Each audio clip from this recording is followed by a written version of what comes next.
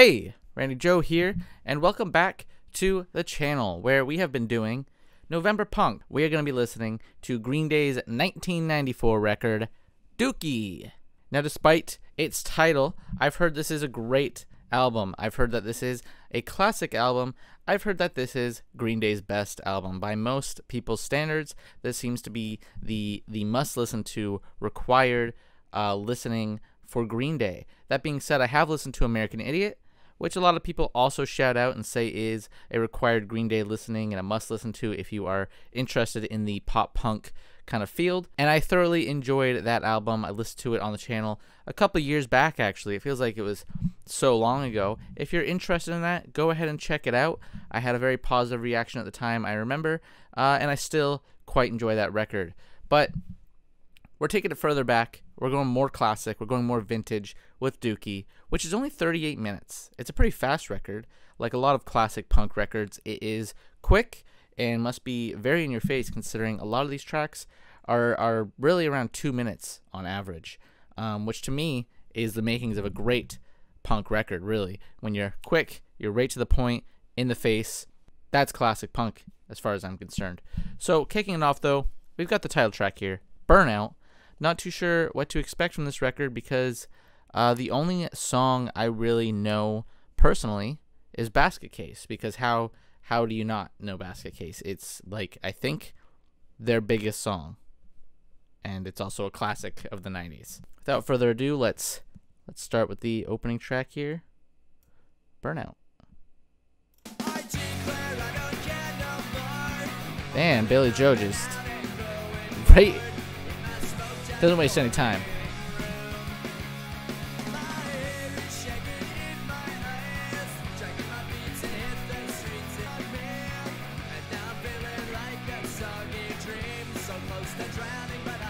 Ooh. Seems this character here, this narrator, is one who has given up hope. Perhaps he's a loser, a bum by society's standards. That's how it seems. But I gotta say, Billy Joe, really just like classic punk energy here coming through. Also very ahead of its time. Pop punk came out in the early 90s, this record. And to be honest with you, if you asked me when Basket Case came out, I would have guessed the early 2000s, because I feel like it was that ahead of its time. But let's keep going. Like a nice evolution of skate punk.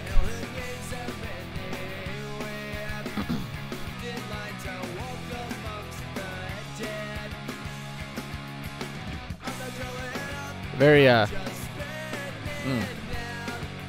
very nihilistic sort of worldviews, obviously pivotal to punk and Green Day. Something that they still, I feel like, talk about to some extent is some nihilism.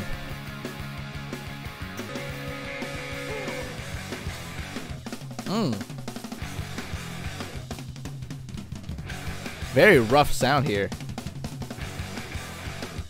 And Mike Dirnt, incredible solo there, showing off his skills.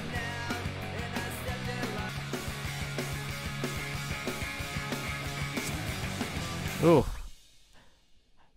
High energy, high octane, very rough sort of track to kick things off, showing off the key element of nihilism throughout the track. Very kind of depressed, loner, lunarish tone to that record. One who just kind of lacks any sort of motivation, which, again, a staple to the genre, and especially a staple, I feel like, in pop punk, you know, the sort of self-pitying kind of ideology. Let's go to Having a Blast.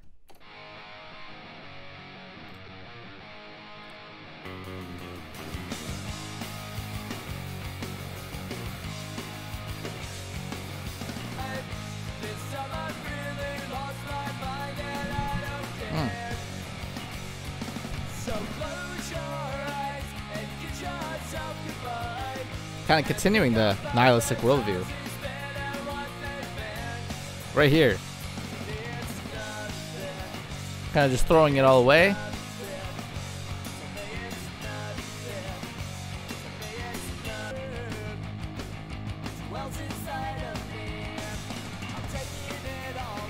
Certainly kind of blending classic melodic pop elements with punk.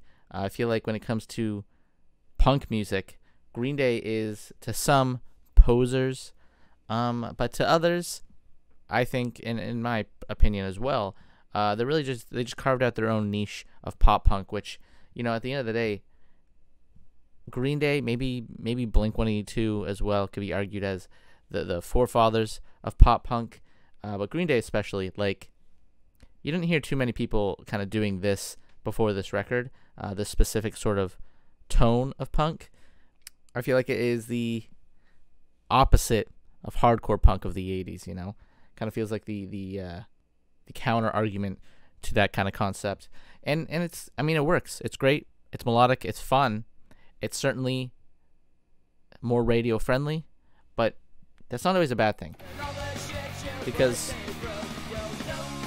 they did kind of influence the next decade and a half, I feel like.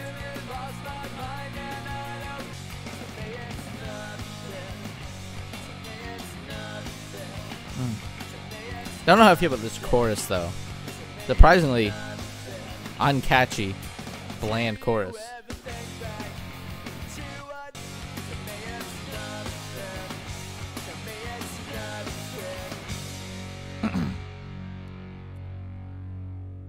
A decent track, but I do think that chorus, very weak. Let's go to Chump.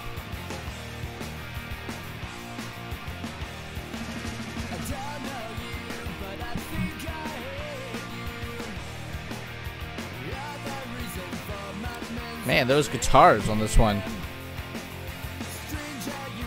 Very blaring, kind of like overdubbed guitars that feel kind of noisy almost. Very rough. Kind of remind me of the recent Oasis record we listened to. Kind of that wall of sound element.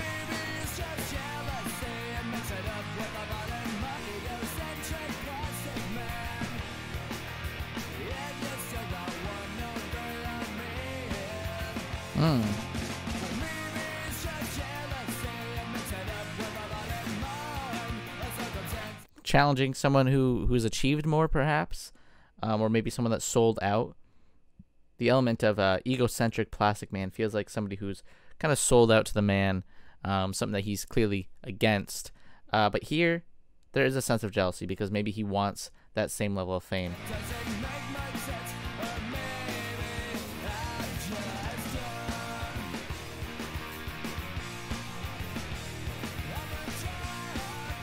There's the title drop. And yet, the lyrics seem to end here. Maybe the rest of the track here will extend into an instrumental detour? Our bassist here, Mike Dirnt,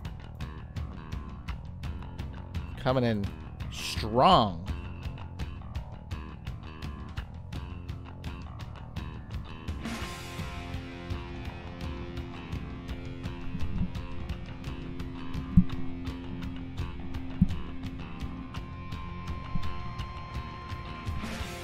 Oh. Love the way that Billy Joe just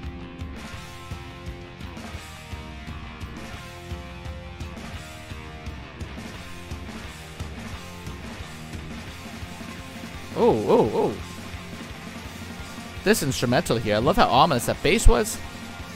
Explosive finish.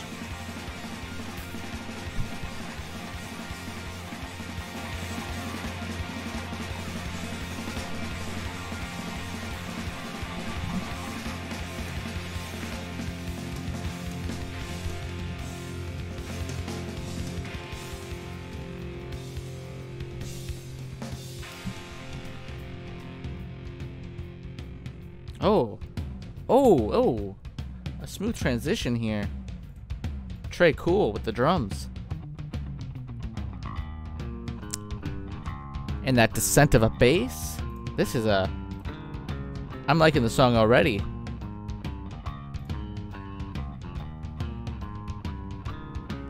Nice, like, ominous hard tone on this track. Feels very confident in its sound. More confident than I feel like that opening and second track did. But I'm really digging the kind of coolness of it that's coming off.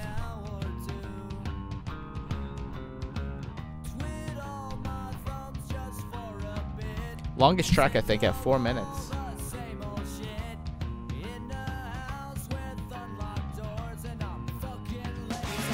Oh.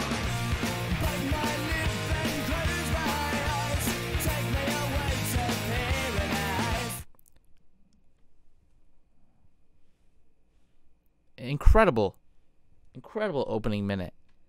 Just super ominous open that takes its time, and then just that classic punk pop sound splashing into the scene. Oh, kind of a nasty line.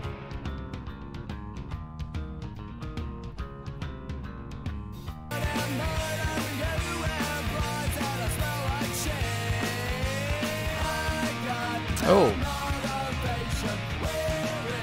Oh.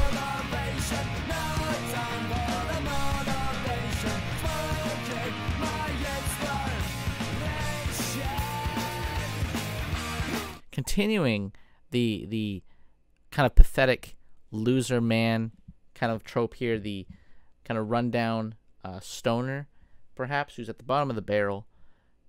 Incredible overdubbing of his vocals there in this whole motivation passage as he drives the point home.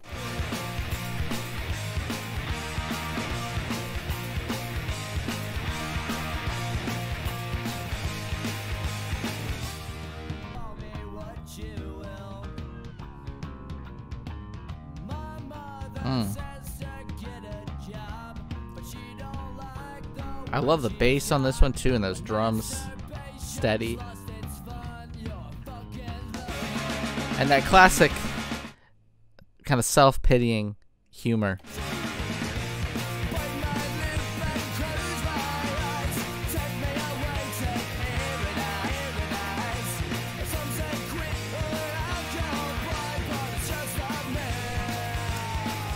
Another little masturbation joke. A myth I feel like people don't really talk about anymore. That and the hairy palms.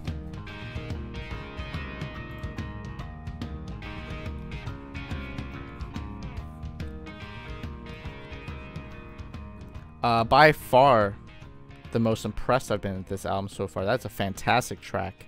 Honestly, you know, Basket Case is a classic, but I'm sure with more listens, I'll end up putting Longview up as one of the best. Let's go to Welcome to Paradise.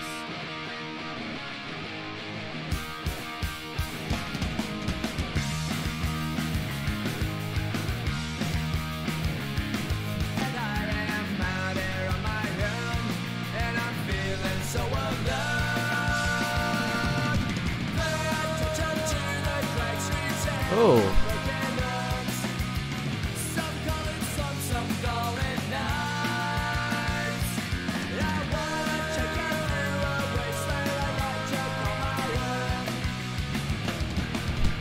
Welcome to paradise. Gotta say, the drumming is thoroughly impressing me on this record. Trey Cool,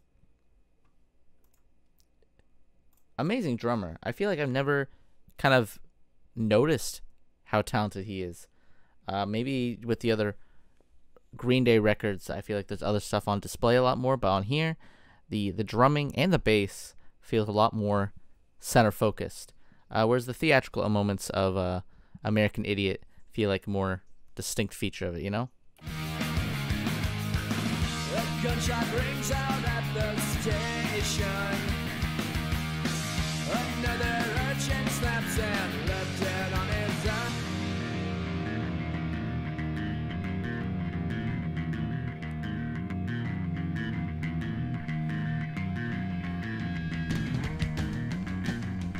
I love these. I love these instrumental breaks throughout the album.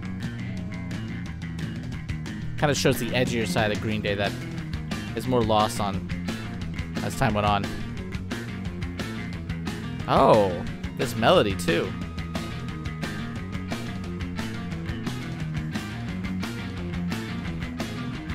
Very off kilter.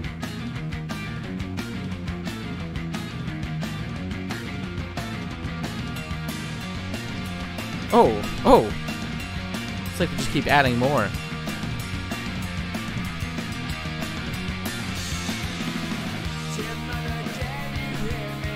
Incredible. Incredible instrumental break.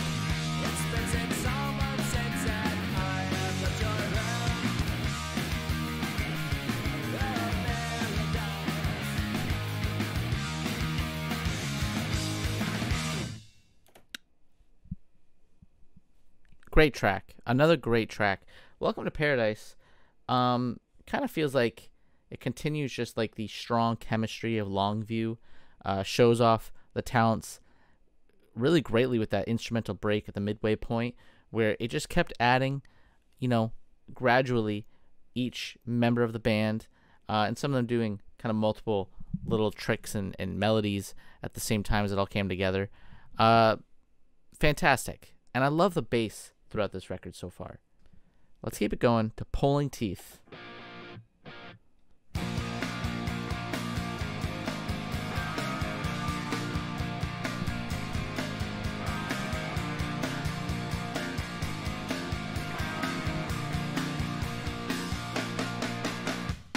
Oh.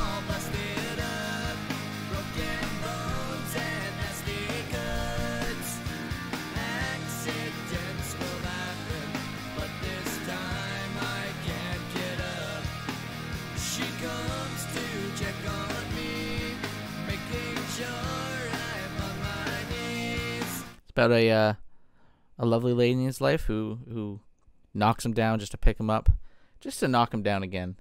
A classic sort of never-ending love habit that many find themselves in.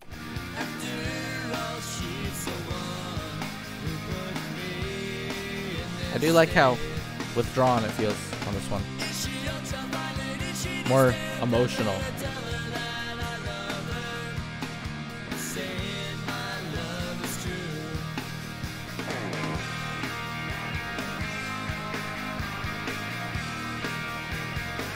I like how sweet this one feels.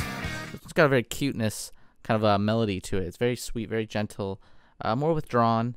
Kind of feels like if you took like the early 60s kind of bubblegum pop sort of elements, the sweeter side of them, and blended it with a much harsher pop punk aesthetic.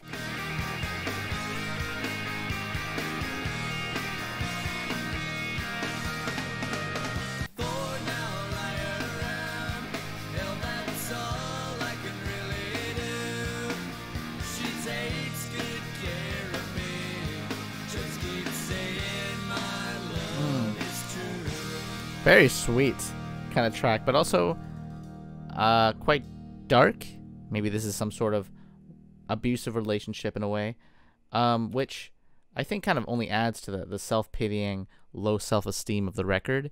Here we have our character, our figure here, who is in a relationship that is clearly not healthy, not great for him, but he's clearly settled because he feels he has gotten something out of his league, perhaps. He's just professing his love for this person, despite the fact that it's doing more harm than good. And I think that is a common trope that falls in the lives of those with low self-esteem who are really struggling to rise up from the depths, which this character throughout this album, this figure, if we're going to say, let's say it's all kind of one uniform sort of concept, you know, it all kind of runs through. Let's go to Basket Case, which it's Basket Case, no introduction needed. Clearly I do. About nothing and everything, I'll add it to the bone, no doubt about it. Sometimes I give myself the creeps. There's that self-pitying. Sometimes my mind plays tricks on me. A very, very relatable, angsty sort of teenage track. And something relatable to, I feel like, people in the 90s aesthetic was very kind of grungy and loser-ish. Embracing that side, really.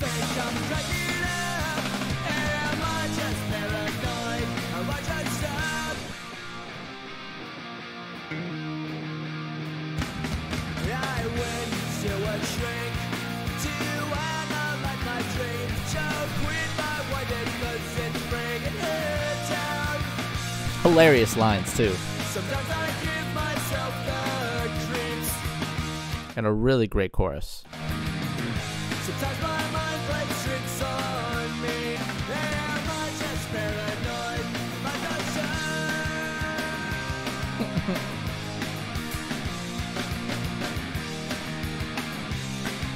Really not much to say. This is just a classic, iconic track.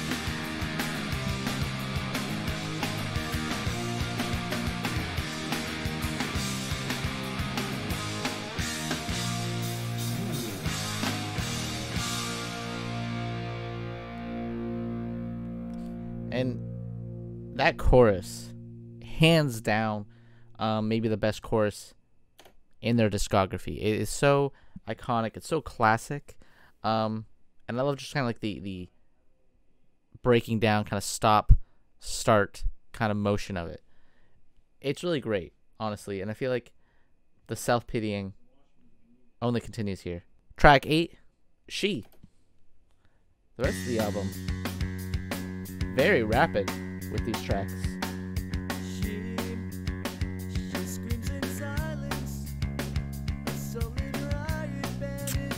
That bass, oh my goodness.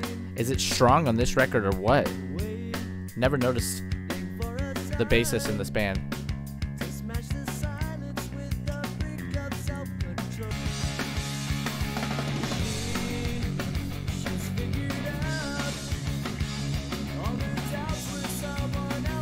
I like the restraint in Billy Joe's voice on this one again.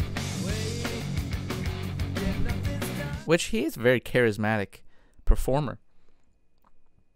One that shows a great strength in his voice, both in how he can withhold it or really just belts it out in those more explosive moments.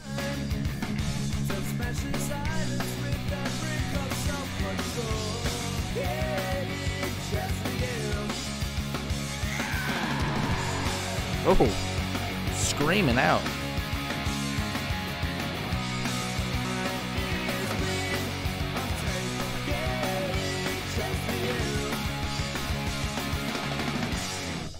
Ooh, I gotta say, the volume of this record, similar, this might be controversial, similar to the Oasis record, What's the Story, Morning Glory. Recently listened to that on the channel.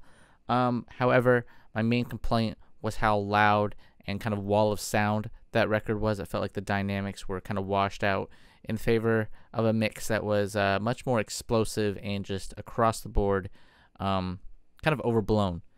Now this record, I would say does a similar kind of thing. Very overblown. However, I do think the mixing on this one is a lot cleaner. It's a lot more careful. It's a lot more well produced. The mixing of this record actually feels very balanced in this kind of wall of sound element. None of it feels overblown to the point where it's damaging the track. It feels very intentionally, kind of overblown in a traditional punk sense, while still kind of maintaining a radio focus that is obviously very key to pop punk. This is a great, well-produced album so far, is my main takeaway here. Not to bash Oasis, I'm sorry. That's not the goal here. I'm just using that as a comparison. Let's go into Sassafras Roots.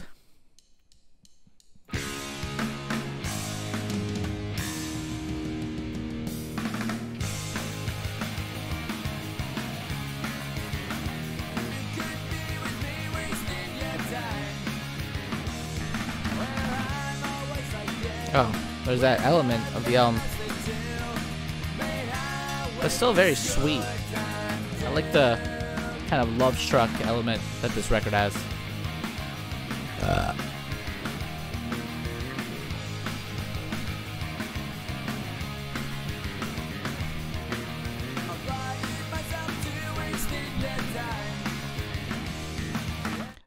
Common I feel like Parasite, was that just like a common comparison in the early 90s? I feel like I'm thinking of Nirvana, but I know there's another record back then that kind of used that comparison. Again, classic element of the 90s, just that pure self-hate. But here, almost a little romantic twist on it.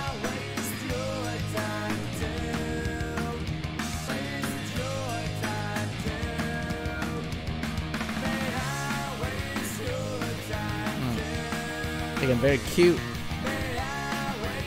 And by wasting time together, they're not wasting time at all.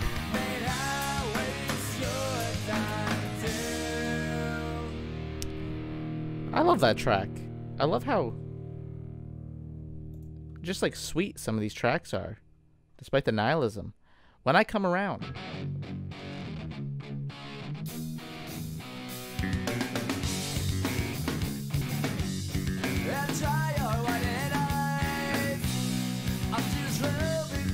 I've definitely heard this one. This feels like a very familiar kind of melody.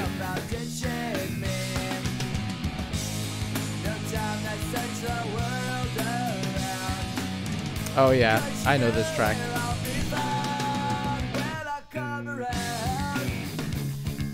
Did not know this was on Dookie. Again, another track I thought was early 2000s. Maybe I'm just getting my years mixed up. But I feel like they were so ahead of their time with this kind of genre.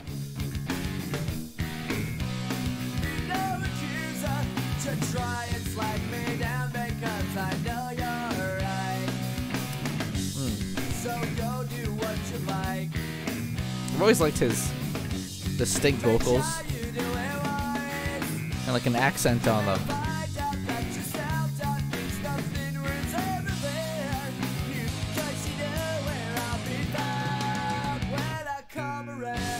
Oh, great drop. Ooh,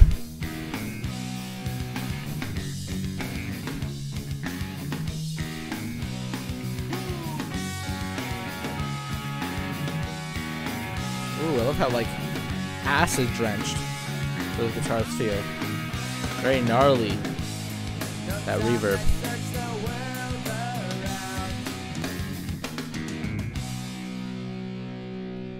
Keep it going. That's a great track. It's a classic for a reason.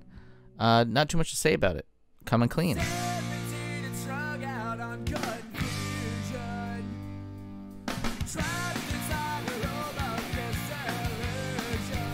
They very much capture those teenage years.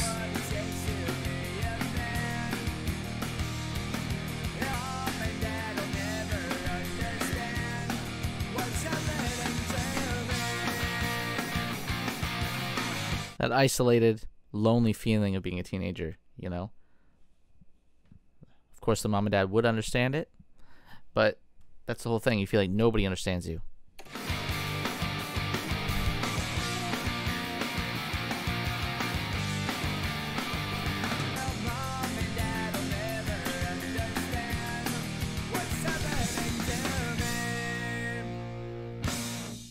Solid track, quick, flash in the pan. Let's go to Amenius Sleepus. Trying to get clever with those titles.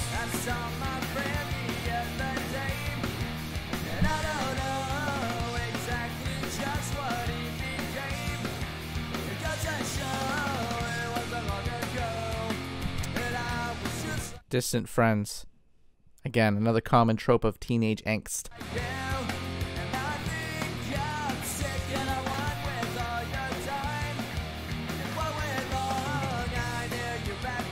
Just that.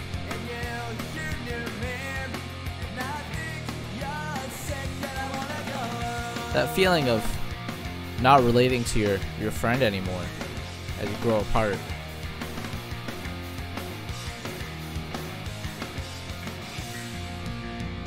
Ooh.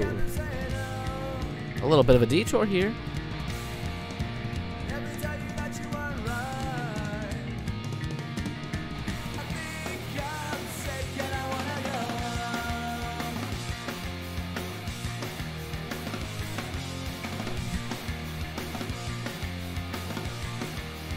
Oh, Great track about growing apart. Love the detour. Despite the short runtime, it still crammed a lot. In the end, the energy here is getting very kind of punk focused of the 80s. You know, it feels like it's taking a lot of influence with the way it kicks off. Just super in your face.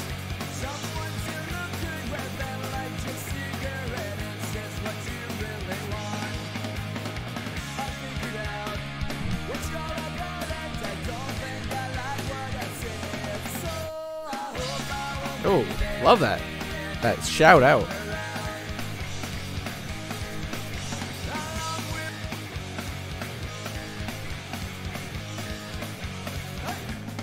Oh. Man, despite how short these tracks are, they're quite varied.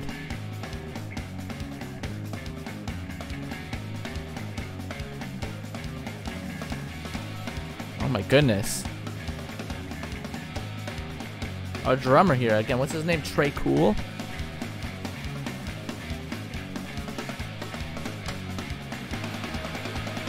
Incredibly rapid pace.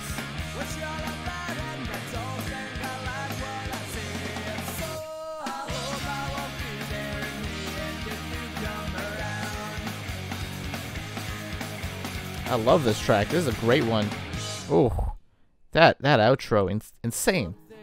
FOD is this one here. What does that stand for? I wonder if he'll say.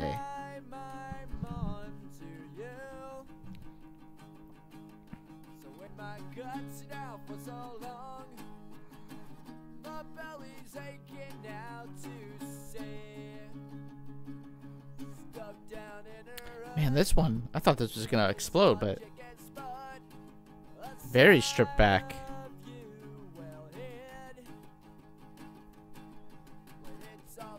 Just Joe and his guitar. Very rustic.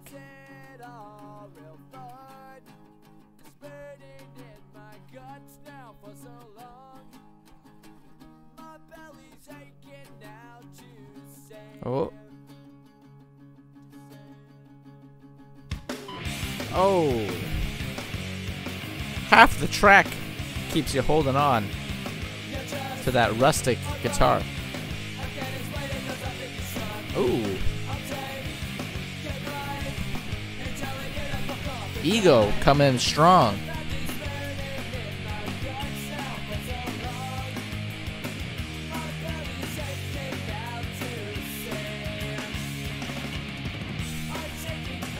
I guess we know what FOD stands for now, eh?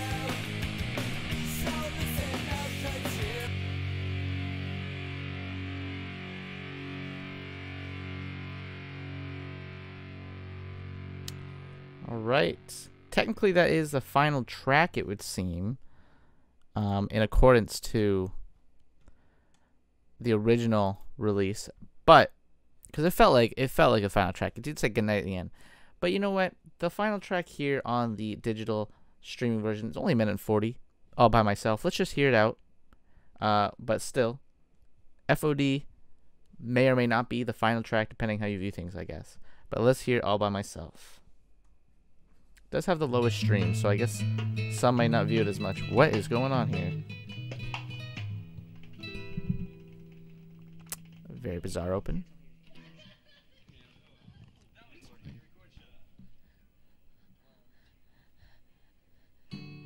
That breathing.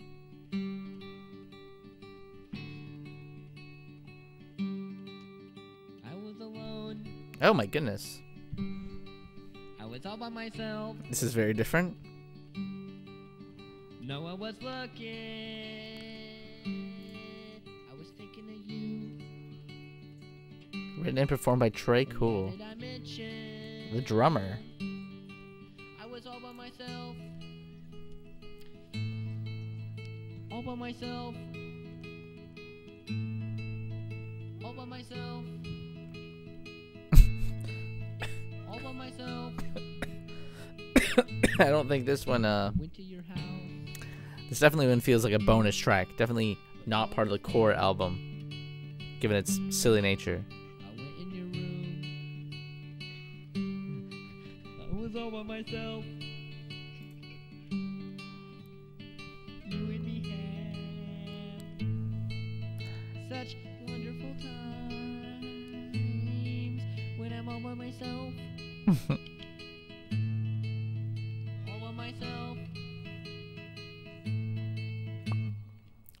Okay, closing it out. I'll say All By Myself is definitely a bonus track. Definitely not part of the core Dookie package. That being said, I do like the little bit of fun that they have on that final track there. You know, as a fan of very silly bands myself, as someone who enjoys when a band kind of embraces that silliness, this was a welcome treat because it kind of shows that, you know, there's a good chemistry there. There's a good friendship at its core, and that could really make a band. But let's remove that from the rest of the record. Let's pretend All By Myself is obviously just the bonus track like it seems to be. And FOD's the final track. It's a great final track. It's a good closer. It has a nice kind of momentum to it in that first half, really keeps you on the edge of your seat and explodes in the back end.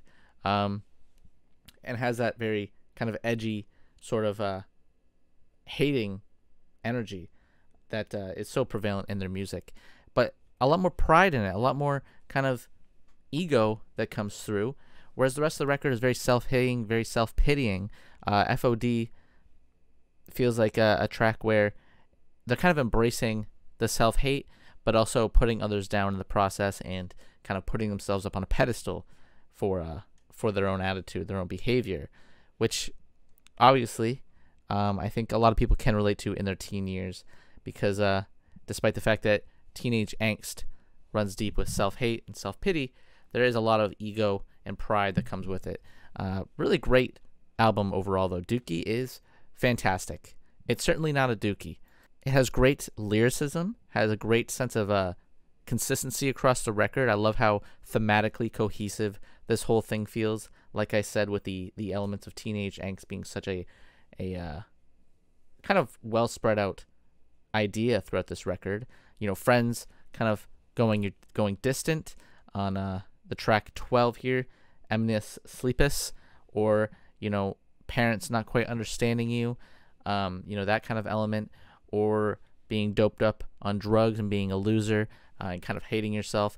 All of that kind of runs in with the teenage angst theme, and it's kind of put on display here beautifully over the course of 14 tracks.